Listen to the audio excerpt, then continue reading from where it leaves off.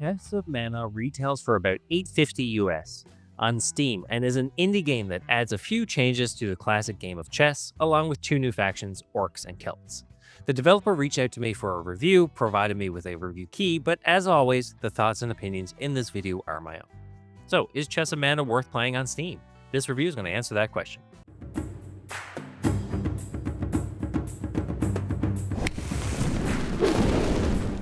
Let's start with the graphics and technical performance of Chess of Mana. The game is pretty simple with pixel art units and a top-down or isometric board depending on your preference.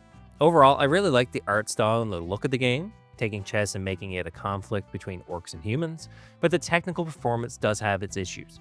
For starters, the game was obviously developed in another language and then changed to English by default on Steam. There are times when it reverts back to, I believe it's Portuguese, during some of these small scenes when a unit is captured. But the two biggest problems come from the computer AI and the game not registering when you win.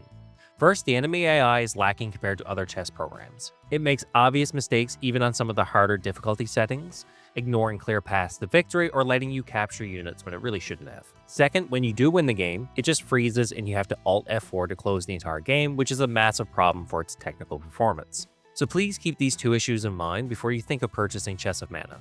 For gameplay, your enjoyment of Chess of Mana will depend, first and foremost, whether you enjoy the game of chess. At the end of the day, it's just a chess game, and you can even deactivate the changes the developers put into it to separate this game from regular chess. The biggest change, which separates Chess of Mana from regular chess, is the use of mana to resurrect your units. You can gain mana over time or by capturing enemy units, and then you can spend that mana to revive your own units, provided they're in range of your king.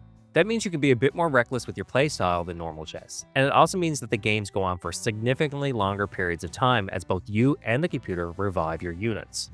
That's really the only change in the game compared to regular chess, apart from the art style on the units. The units themselves all move the same as chess, and the gameplay is exactly the same.